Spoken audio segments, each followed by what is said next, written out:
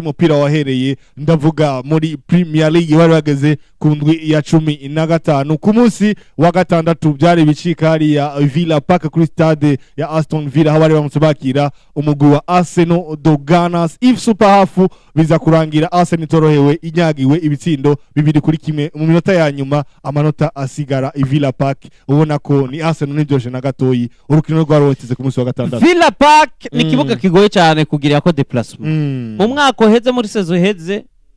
ekipe yonyene yagiye ikahatsindira yari yonyene yarayihaguye Arsenal izindi zose nta nimwe ya parvenye gukura y'amanota atakuye utahatsindiwe yakoze igikorwa ca kigabo cyo kuhanganyiriza. Villa Park na Aston Villa buri Aston Villa yagiye gukina na Arsenal iza yarinjiye muri zine nziza aho rero niho habara urukino ntuzi uvuge ngo Chelsea yakinye na Arsenal utayibona muri zine za mbere iyo match muri current form habari kitandukanye mugani wa urabona nk'ubu match City bafise ya Crystal Palace muri weekend ndabira classement Crystal yicaye ku mwanya wa 4 iyo match izobikomeye ku rugero guko ntokubwira. Aston Villa rero ni ekipe imeze neza cyane ekipe ibangamira imigwi iyi ekipe yatesheje igikombe Arsenal avala nepas sabakinyi beza ni imigwi ibiri buriya yari kikina mugabo iserukira igihugu cy'ubwongeza mu Champions League siko bimeze oya ntibarimo no mwaka ntibari bari mu mwaka uheze bagarukiye mu mwaka uheze ariko no mwaka gusubirayo biranashoboka kuri Aston Villa ekipe nziza cyane rero bakenyuye cyane buriya Emery Unai ni na Grand Frère wa Arteta buri gihe mutsinda ubona yuko ari ikintu Arteta yiyagiriza yakosa amakosa nk'ubu line-up y'uheruka kiki iyi match iheruka Edgar nabonye ibinyamakuru byinshi byagirije Arteta ikintu kimwe iyi ekipe ya Aston Villa yakudominye muri mediane situ nk'igice ca mbere bigaragara kuko yari ifise abakinyi benshi cyane yashitse muri mediane wewe ugiye kuhashira abakinyi bakiva mu mvune nka Odegaard kandi Odegaard si umukinyi ari physique batatu bari bamaze igihe kinini bakinana ni Eze inyuma yiwe bajya babiri ariko iciyongera kuri ico buriya yakubwira ngo Odegaard agira tandase yukuza kwakira imipira asubira inyuma n'umukinya akora ku mipira myinshi mugagatera asubira inyuma yica liberté ya Zubimendi na Declan Rice nyimba warabibonye Declan Rice acakina nkuko menga rikaca asubira ku ruhande cyane arahenga amagosi yo Odegaard hari rero Arsenal bagiye kugira ariko ntarinze no kuvuga ibintu byinshi ekipe ya Aston Villa Arsenal vraiment nayo yarakreye ama occasion wabo yahusheje n'ibitsindo byinshi muga Aston Villa yaradominye Arsenal ku rugero guko maze kubona ari migwi mike ikina uretse insinzi n'imigwi mike ikina na Arsenal igakina nkuko Aston Villa yakinye idushikana mu igori ikreya occasion itanga ipasi yubaka urukino ino ekipe vraiment jeyo yaratsinze sinababaye ujya nababajwe na Nile ya Sunderland mbabazwa na defete ya Liverpool kuko iyo imigwi wasanga twayidominye muga Aston Villa yatsinze bibereye aba bahungu rero ba Matikashe gitsinda ca mbere ku ikosa rya Eze sinzi ko mwabonye ukuntu Eze yakangutse ujya mupira ukije akora yererera ibigori bagya reaction yihuse igice ca kabiri kigitangura hejeje kugira remplacement gikorese na Trossard azana igitsindo nubwo yagiye kuvamwe mu nyuma sindamenya nyimba ari imvune yari ibaye ariko ico gihe rero match ba iranguwe n'ibintu bibiri bakunda kwita mu mupira ngo temps fort na temps faible hari gihe wabona ko Aston Villa ifashurukinika kora icishaka cyose mu wundi mwanya ukabona ngo Arsenal naye yiganziye urukino ikagerageza go create amakozi muko ukabona byinshi nibiriko bikorwa nande na Aston Villa ariko reka tuvuge ikintu Arsenal kuri sorte y'imatch nk'iri ya kiki noneho umaze kuba udafise abakinyi batatu b'inyuma sekintu kizokoborohera mu gihe cyose batarabagarura ntufise Magalhaes ntufise Saliba ushobora gusubiriza umwe mugabo ubu numwe mu babasubiriye si hari no kuvuga bariko bakina na option igira kane muri Arsenal eti imbere yake akinana na Ikapie mwiza mugabo ubwo buremere barabugize nuko rero n'amanota 3 rero yavuye kwa Ntuzi. Ikindi rero cyanyuma uno mugabo imbere yuko bakina uyo mugabo Emery Unai yari yatakaje ngo sinzopfa nibagiye kandi nzokwama mbabazwa nuko Arsenal batanyihanganiye mugu wansubiriye bakaza kumuha byose bakanamwihanganira gushika ahagaritse ekipe neza. No kuvuga n'umuntu afisa kangonongono urumva kiki ako kantu rero karagaruka a chaque fois iyo ugize nte iyo usubiye guhura na ya ekipe. Bafise n'umunyegori yavuye muri Arsenal buri abantu ntibabizi yanabafashije. Sinzi mwibuka nk'umupira wa Odegaard yakuyeyo akujeyo urutoki rumwe umupira rawudevia. Ni match yari open nico nayikundiye yari match ryoshe uwahombye iri ya match vraiment yahombye ikintu kinini. Noneho jewe ebana ndakwemereye yuko Aston Villa baronse victoire. Ije match yo banganya wari kuvuga ko biri merite mugagushika ku munota wa nyuma equipe nka Aston Villa urazi ikintu cica iyi migwi ya za Aston Villa iyo ari ku munota wa 90 na ukina na Arsenal ya mbere kandi kuri kugihagarara igusumba umva umenga inota rimwe rirashimishije ariko bo baranse kurekura ndabira nka kiriya gitsinda tawanyuma mu kajagari kenshi muri defense kajagari ke umupira wazungurutse uragenda barana birangira bawushizeyo. Rero nibaza yuko Aston Villa yaronse intsinzi ku munota wa nyuma nkuko afisa yavyanditse mugabo kubwanje ni victoire iri merite. Kiki byatumye byerekana ko inyuma yaho Arsenal itakaje urukino nacengira ikibazo navuga ati ubwo Arsenal nishobora kuba ishoye ku ransa ya course ya championnat bikabandanya biruka ino nka za Manchester City na za Chelsea n'izindi. Bisuye kuba itoto kuko benshi twaravuze tuti Arsenal itanguye neza kuva kuri recruitment bagize benshi turavuga tuti irakosoye bimwe yabura mu myaka iheze. Turabona iri kuraza neza itangura championnat neza imeze neza muri Champions League imeze neza. Turavuga tuti ibintu bimeze neza ariko kuba itanguye kuza iranyerera bagira imana ko bagize defete ya mbere kuri Liverpool bagitangura baravuga ati turashobora kubikosora barabikosora difference de 5 points 6 points bagenda Sunderland irazira bahagarika ivyo bagenda muri treve bavuga ati nyabuna Arsenal iraje itanguye vya bintu vyayo byo gutsitara hakiri kare ariko bagarutse urazi ko baceberekana ibintu bikomeye baza baranshena kuri za Tottenham baranshena kuri za Bayern Munchen ariko kuri Chelsea gutsitaraho cyari ikintu gisanzwe. Chelsea n'umugukomeye wagushobora kubahagarika nuko nye batsitaye ikinye umwanya munini idakwiye nico bagombye nico kitumvikana neza ariko sino Chelsea yagushobora kuyihagarika no kuyitsinda ni equipe ikomeye ariko ivyo vyose biko bitwara ya manota Arsenal ayiha security. Rero kuri no match ya Aston Villa rimaze match zitanu ndafire iwabo idatsindwa byari bigoye cyane gose kuri Arsenal uno munsi tubona yuko Arsenal ifise ma blessure nabivuze ku munsi wa kane mvuga nti Saliba se hazoba ari bavuga ngo azoba hari ndavuga ati hasige ari hagati ya 2 semaines na 3 semaines urumva ko atarahari. Rero iyo umugwi uri kuhiganirwa igikombe ivyo bintu iyo bitangwe kuza biraza hari igihe bigusubiza inyuma babakinye uba witeze ko baguha uyo musaruro mwiza bagatahuze barababara nk'ubu gusura kuronka Magalhaes azoca igihe Saliba arashobora kuza kumbure kuri match izokurikira muri championnat iyi match azoba hari ya Champions League ashobora kuza cyaka avuga ati reka nde gufata iyo riske ndamukinisha muri championnat kuko defense hano ko yatakubitibaza riske yanse gufata ya Aston Villa oya ni yarari muri liste oya mvuze riske bajijije ku munota wanyu kuko muri press conference yavuze ati ndindiri yagire entraînement zanyu muno muzi ndaza guhitamwo kwaza rero kutamushya muri umurutonde rwa Aston Villa niyo riske banse gufasha. Nibaza ko Saliba ku match ya Bridge ya Champions League ashobora kuvuga ati Bridge nikomeye ndamureke cyangwa ndamukinisha banza aramenyera kuko atagutakaza amanota. Rero ikimbona kuri Arsenal hari ibintu bibiri biriko birayishikira nizo blessure na fatigue kubakinyi bamwe hari abakinyi uraba ukavuga uti uyu mukinyi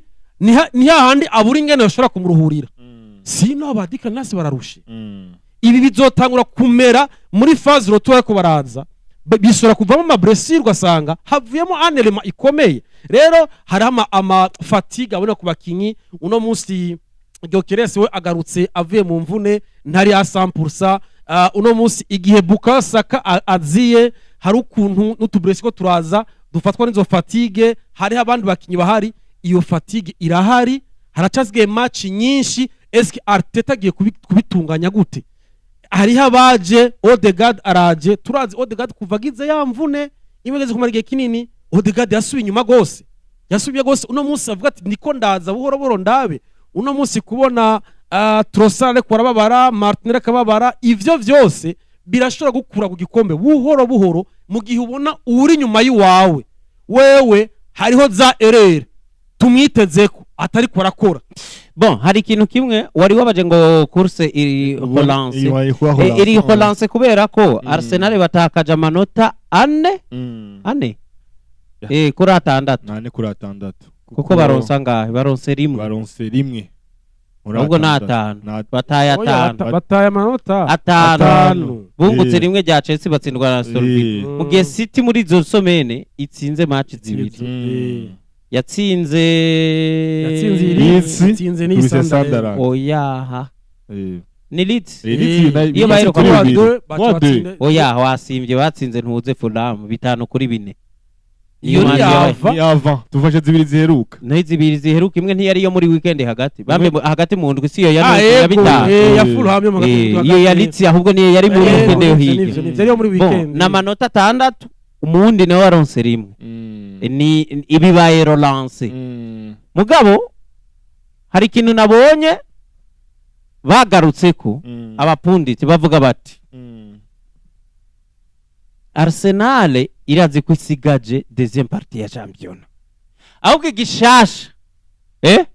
nuko ikoza amakosa kare urabona ikoza amakosa kare kandi na makosa yakunda gukora kiki hamwe utabufisa huku yakosorera umva Arsenal yahora itangura gukora amakosa ahantu ufise umwanya muto huku yakosora mugihe mugenza yatangoye ya sprint final hamwe none ukora amakosa ugacuvuga uti ndagowe kiratakaye nkuko bama bakinteze uno munsi Arsenal ikoza amakosa hakiri kare ni mu ntango zo ku 12 mugabo niho kugitangura ubundi kiki amakosa ya Arsenal yahora atanguye kare yatangura mu mpera z'ukwa 12 muri Boxing Day siko yakunda kumara na Boxing Day iyoboye ikigira kabiri numvise bavuga kuri Arsenal buri itakaje amanota muri seri ya match zigoye yari imaze imisi kina kandi buri ya match zikomeye zose sani zirangije nk'ubu prochain match ni Wolverhampton muhira nta excuse urumva nk'iyo ni match kinika ni match umuntu aba yiteze amanota 3 nka City rero abantu batangwe guhambaza muri weekend ifise Crystal Palace ntuze bigiye kuba koko Crystal yamaze kuba no mu mwanya mwiza iyo ni match ikomeye siko kuri bo City rakina na Aston Villa City rakina na Chelsea muri no fazale urumva hose n'ahantu ushobora kuvuga uti niyo abantu batangwa kubona ko bitangwe guturuna mu ruhande rumwe mugabo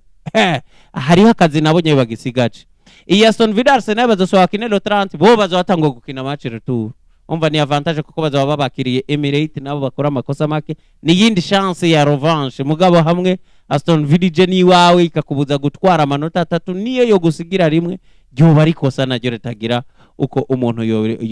yo registifia ni match za Premier League chaque semaine twama dufise match isiga ama surprise surprise mugabo ntikiri na surprise hari ibyisi isigamwo uburyohe ubu confirma ko Premier League ari higanwa kabisa rero ni bisanzwe nta muntu azogitwara adaciye mu bihe bigoye gusa Arsenal bafise deuxième partie umva Arsenal kugitwara igikombe ifise amahirwe abiri kiki ifise ibikorwa bibiri nyamukuru kimwe muga ntikiri mu myanya yayo bambe ntikiri mu minwe yabo Arsenal baze bagire chance imvune zigabanuke nkuko twazibonye muri fazi yale kuko bagize imvune nyinshi pe Saliba yaragiye none hagira rimwe n'amagara yese witwa Timbere yigeze ni benshi kapitene Ni yaravunitse benshi. Odegaard Odegaard yaragiye umuntu ataravunika ba Nogard n'ababenshi ni baragiye Zubimendi ni Declan Rice ni Merino n'umunyegoli. bavuke n'umunyegoli nta bandi abandi bose buri muntu wese yigeze kugira igihe agenda ahubwo efektife yabo yanabahisha ko bamaze igihe voilà rimwe na rimwe rero kuba ibyo byose byarabaye ukagumana umwanya wa meni cyo kwishimira ibindi bintu Arsenal buriya yavyitwayemwo neza itsinzwe na Liverpool itsinzwe na Aston Villa izindi ekipe yagiye igira resultat nziza surtout nizayitsinze canke zikayikwamisha nta babakojeje ikosa gimuhira soft city banganirije muhira kimwe ku kindi izindi ekipe zose nta nimwe yagize exploit mbi kwa Arsenal noneho raba avantage ndi bafise muri phase retour kiki nibo bazokwakira Chelsea nibo bazokwakira Aston Villa nibo bazokwakira Liverpool bazokwakira Manchester United bazokwakira Sunderland ndiko mvuga mu ekipa akomeye bakire na Newcastle déplacement bazogira ziremereye ni zibiri gusa kwa City no kwa Tottenham honyene idisigaye ni management yizi ekipe ntonto ico naco ni ciza hari aka avantage ko kuba muhira kandi turazi ubwiza urumva bigenda neza no kuvuga ivyo rero bahamwe bagize imana bagaho kuko Jesse nibaza yuko atari malediction yateye kiki hamwe yogira imana igasubira kubaronka ni gakizosubira kubaburira rimwe mvuga nka Magalhaes na Saliba iyo ni abari malediction pere ya defense ngo igendere rimwe biba bikomeye cyane none ejo bundi na Mosquera yabasubiriye yace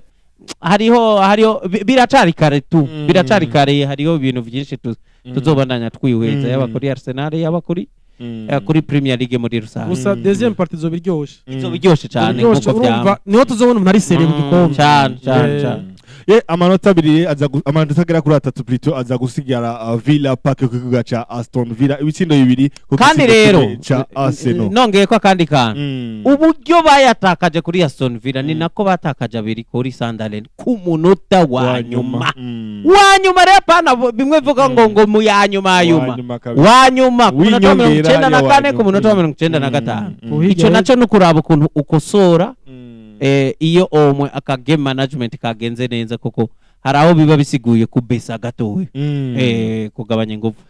mu zindi nkino zariko ziraba uyu munsi umufana wa Liverpool ngiyagiye gusenga asengera umugwi bari bagende umugwi wa Leeds United ku munsi w'Imana plutôt biza kurangira bitagenze neza kikibi hari ku munsi wa gatandatu imigwi ibiri inganya ibitsindo bitatu ku bindi bamwe bazavuga kiki ngimigwi ibiri ngabami babiri ntibasangira ibicu niko bimeze hagati ya Monsara ndetse na Arnold Slot nimeze neza na gato mwa babiri dushobora kubona umwe asoka hariya ibitsindo bitatu ku bindi byose na gato kwa Liverpool yitangaje cyane gose Liverpool izivuga ati tumaze match zibiri zidatsindwa turabi match nubwo tari muhira Leeds maze iminsi itangaze imigwi myinshi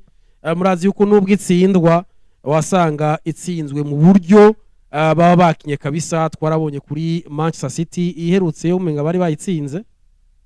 Leeds yakinye nande mbe burya Leeds yari yakinye na Chelsea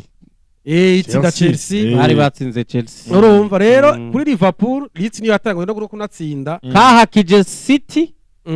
gatsinda Chelsea kumva katunganya na Liverpool kanize Liverpool ekipe zikomakomeye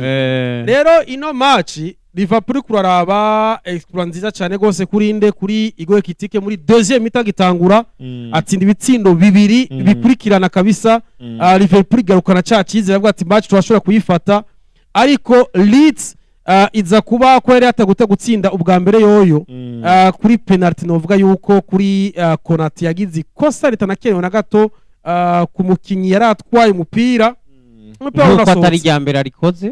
kandi twize ko atari nijyanyuma ya kabisa mabi aza gutera attack umupira abona kugira usohoke iba penalty kandi yariyo penalty baritsinda babiri ku bindi Liverpool ikiramo igitsindo ca gatatu biraboneka yuko bwa Liverpool match iraheze bahungira iminota itari mikumenga ari minota igira kuri 6 guco 6 ariko Leeds ukabona yuko babahungu kabisa barakaze uravye n'amaramplacement bagize mu mwanya wa nyuma plasma ganya ku yewe kabisa batana kabinjira n'abandi ubona ko bazana ingufu nyinshi tukabona uravye nk'igitsindo batsinze uyu mugabo Soboslai ingene ipasi yo yavuye umukima Karistera arawusimba Soboslai baruronse neza atsinda neza hari mu minota ya nyuma kabisa ari kubabongeje minota Leeds irabagurukana irasubirabagurukana bararonka rero novuga ko uwo mwanya bakaronka yari kufra yari corner barayitera mvuga nti none defense ntiyashobora kuraba umukinya ari nyuma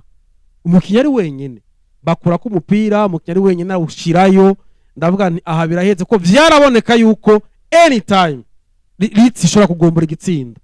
rero Liverpool bishobora kuba kwa kundi nyene ntiyashobora kuba serieux yari match yo gutsinda kyo baza kuyitsinda bari guca bafata kibanza ca gatanu bari kubafasha kibanza ciza gisura kuba kibagarura basi muri Big Four mu minsi iri imbere ariko ngaho basubiye kunyerera kanota rimwe si ikintu cyana gato gusa cyo nova kuri Liverpool mbona yuko rihindagurika ry'abakinyi azana bamwe bavuga bati Ekitike yerekanye ko umutaka mwiza paraporo ya Isaac nibaza yuko yo kwiyumva akavuga ati Ekitike ndamugumiza ya Isaac backup wiwe nubwo Isaac ari mwiza ariko ubushaka umusaruro amenyere gahoro yes amenyere buhoro buhoro ikindi mbona ahantu bavuga ati kuri ya miliye yiwe ariko arahindagura petete n'ivyo ariko araraba arabe ko cokunda avuga ati Makaristere yarasubiye inyuma ariko aramenyera Kat John kamuzana Florian Wirtz ubona yuko n'umukinyi mwiza gusa ntararonka nyene ikizomugira umukinyi mwiza ariko sino karakina kitanga rero mvuga nti defense niyo igwaye gose urabona ko Konate ya Desire ariko arakora Virgil van Dijk sinzi ko ari fatigue defense centrale yande ya Liverpool nayo ko ariyo iriko iratera ikibazo gose sino uravye handi abameze neza ariko hageze muri defense Kerkez ntarashobora gukonvenka neza uravye hari ya Frimpong ntaraza uyu mwana Bradley ariko aragerageza ariko Konate ndetse na Virgil van Dijk cyane Konate hariho ibintu sinzi ko psychology motameze neza kubera kujerekeye kumwongeza amasezerano na transfer yiwashaka kugenda ariko Konate ntari bon kabisa mbona yuko hoba hageze ahantu ngira ngo slot yovuga ati kugira ngo nevite zingorana afuma avuga ati wowe Joe Gomez zuraza hajya sino ya Desire uyu mugabo ariko arakora ashaka kufazirepeta zishobora kutashera gose kumugwari iyi match rero ntiyasize inkuru nk'amajambo Salawe yagiye gushikiriza mu nyuma amajambo ari mu ishavu ryinshi cyane ata ishavu kumumenyereza avuga ati byukuri kiki urumva Edgar buriya ngo Sala yongera amasezerano bamusezeranije kubakira projet kuri we nk'umusiniya yagize season nziza mugabo akavuga yuko Sala amaze kwikanga ikintu amaze kubona yuko umumenyereza agomba kumwicarika kugize Imana agatsinda Sala biboneka ko ari we yari kibazo umva Arne Slot asa n'umuntu yamaze kubura solution yugusubiza Liverpool ku murongo ahubwo agomba kurondera uwo basangira ikosa kuko nabonye nk'abasesanguzi benshi bavuga bati nk'umusaruro wa Cody Gakpo n'uwa Sala yose si mibi ariko ko Gakpo abandanya kana wanashima usanga Sala aboneka ko umusaruro we ari mubi kuko ari umuntu amenyere gutanga mwiza siko ariko nka Gakpo bavuga bati nawe umusaruro wiwe ni mubi cyane ahubwo bakanavuga bati buriya uramutse unavuga uti nkure mwumwe ninde yovamo Sala n'umukinyi kuja mu kibuga gushika forme zijenje ko atari kibazo ca wenyene singa kwa kundi uvuga ngo ekipi imaze igitsinda Bayern ahubwo ni Kane amaze igihe adatsinda aho umukinyi ashobora guharwa kuri meforme ziwe wenyene mugabo kuri Sala yidoze rero n'umukinyi mu bisanzwe avuga amajambo make mugabo iyo afise akamubaki ntuzenye nk'iriya declaration nkaziriye ziremereye imbere ya media yaziheruka arondera amasezerano igihe babona ko mengo ntibashaka kumwongera amasezerano batanashimye gose bakinyi bamwe bari Liverpool bavuga bati c'est vrai Sara urumukinyi mwiza wakoze byiza ni ntuzenya rero ni desordre imaze kuza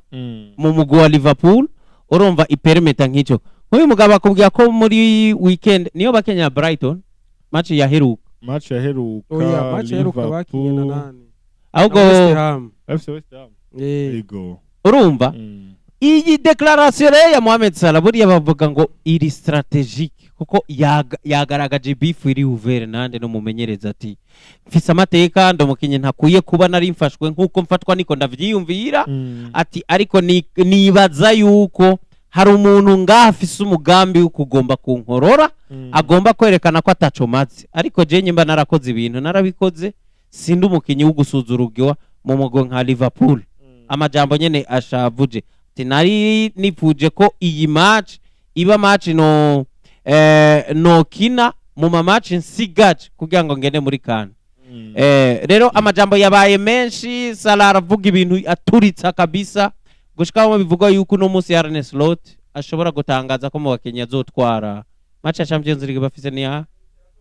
na Inter bivugwa ko ashobora gutangaza ko atona mutwara ko Salah bashobora no kumushira mu bihano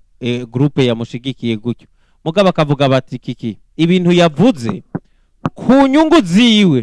ku ruhande rwiwe ku nyungu ziwe yakoze ikintu gisa no reka ndacite kiri politike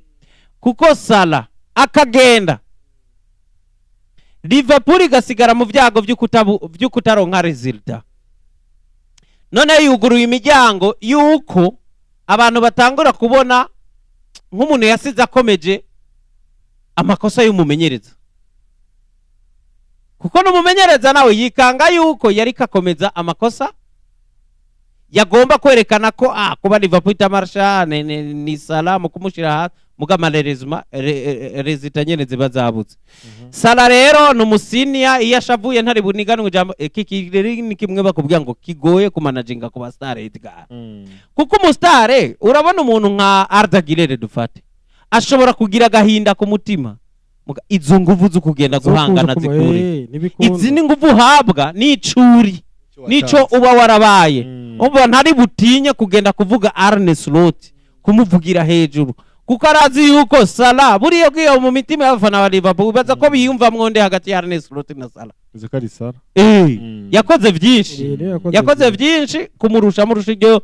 none ntari no mu mumenyereza yamuzanye haki ko Salah ashobora kubipfana Klopp akavuga ati yamara uyu ndamwubahire ko ari wanzanye akangira n'umukinya komeye buryo abazungu bababazwa na reaction y'umuntu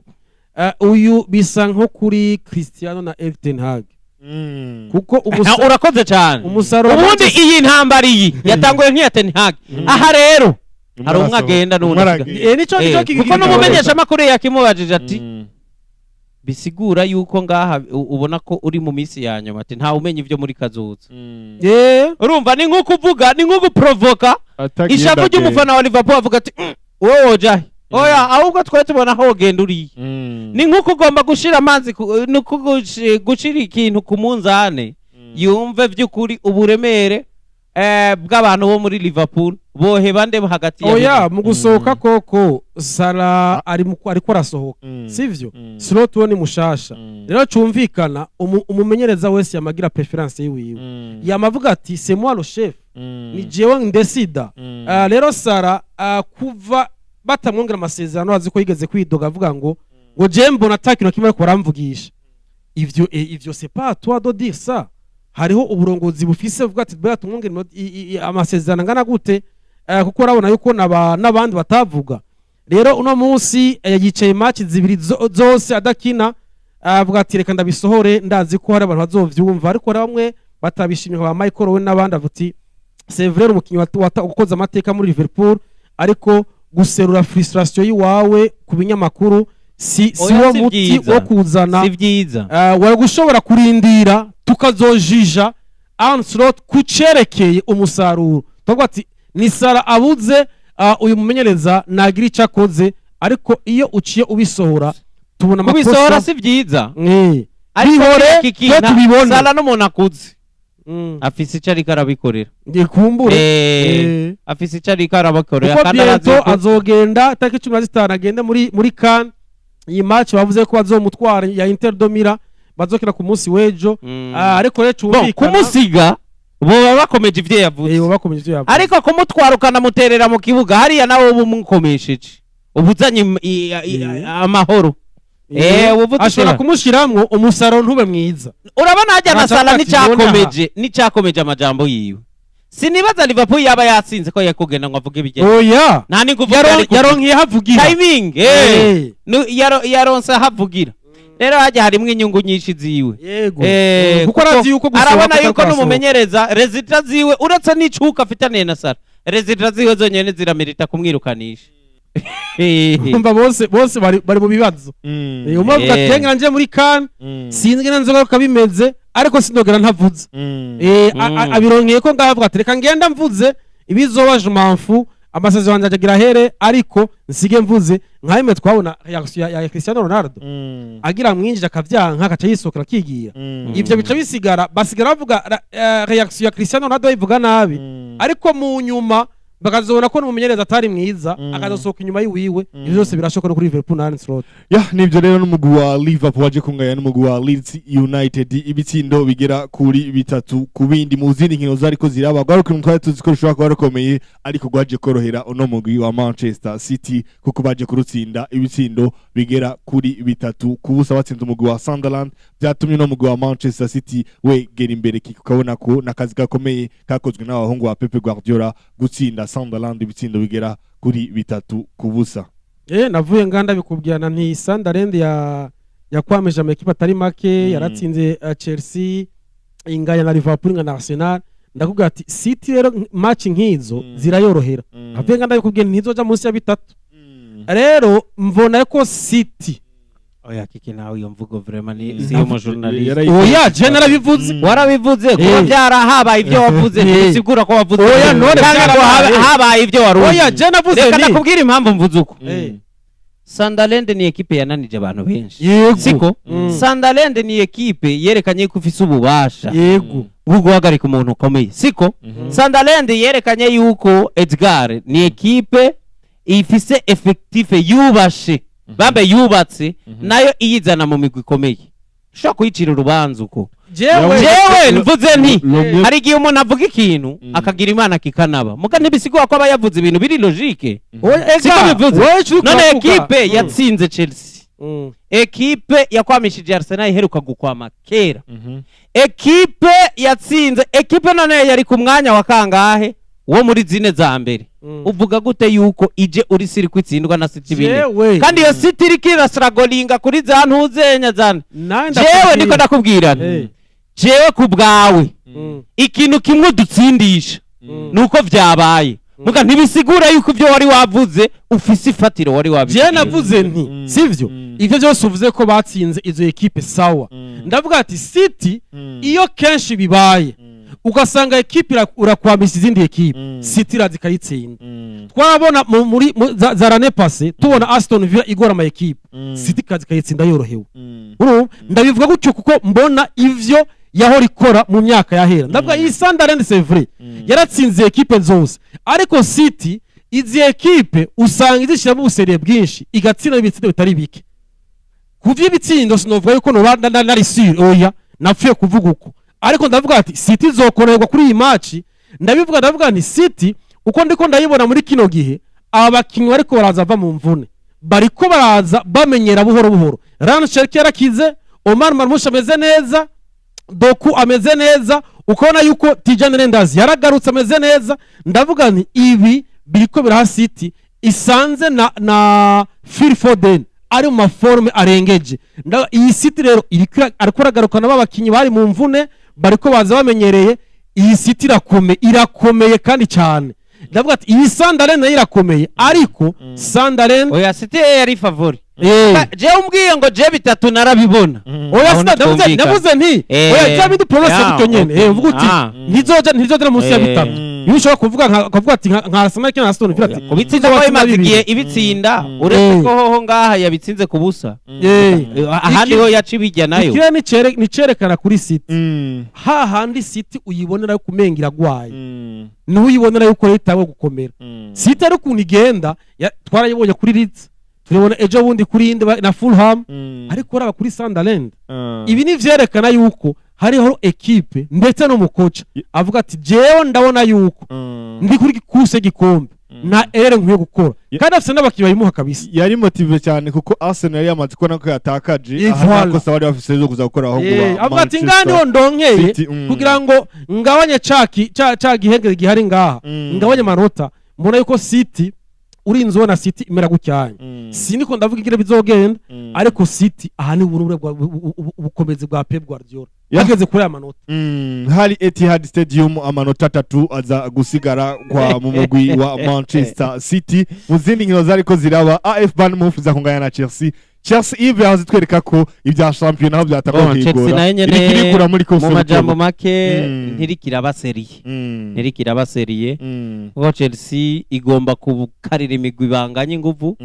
ikanayitsinda muga yagira ko migwi imwe yategezwa kubira ikikuraka amanota akaba ari hiyatakaritse ico bita champion rero ico bita champion suko gikigo nta musaruro mwiza ushobora kuronka ureyisisa match zikomeye ugatsindwa nto kuko nto ni nyinshi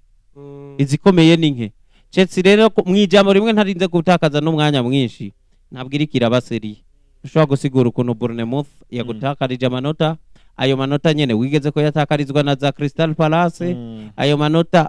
uri kuraraba umusaruro wabo wakubiswe na za Sunderland abandi bari kwazitera bitatu mugani wa Kiki ariko resultat nziza za Liverpool urakubita urengana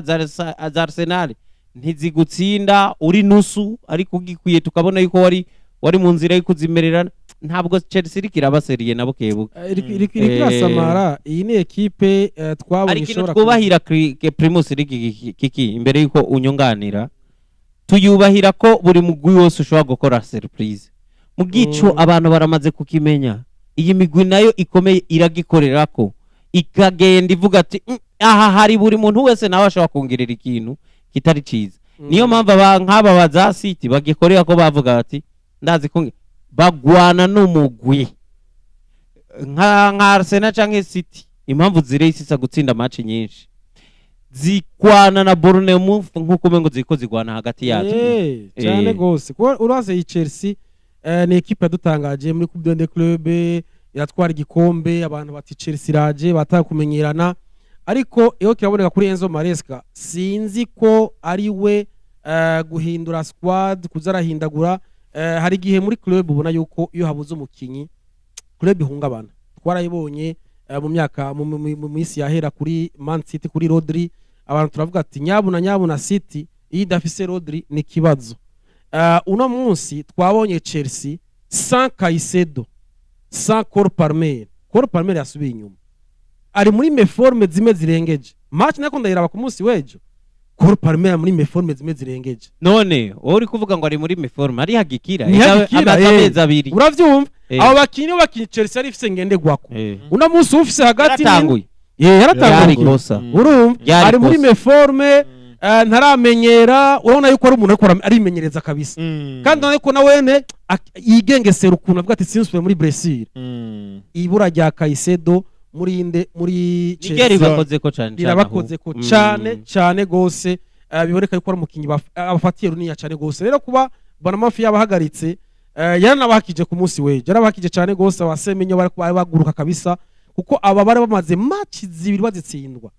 urazi ko batsinzwe na Sunderland ku munota wa nyuma iyindi match mbege yari yabatsinze Everton yaraje batsinda kimwe kusa bari wabo rero iyi match bateze bakora amakosa ko migwi mito rero urumva yuko kuba byinshi vraiment Chelsea ngaha navuze ati Chelsea hazogira ahantu igwana kuri Big 4 twayifashe kwizogwanira ku gikombe ivi ikombe sidayibona kuri Chelsea kabisa yes ni Chelsea yaje kungana n'umugwi wa Bournemouth bitsindo ubusa kubundi nta gitsindira kimwe kigeze kiboneka mu rugo rukino izindi nkino zako zirabantu umugwi wa Newcastle waje gutsinda Burnley bitsindo 2-1 Tottenham Hotspur zitsinda umugwi wa Brentford bitsindo bigera kuri 2-0 Everton tsinda Nottingham Forest bitsindo 3-0 nayo umugwi wa Bournemouth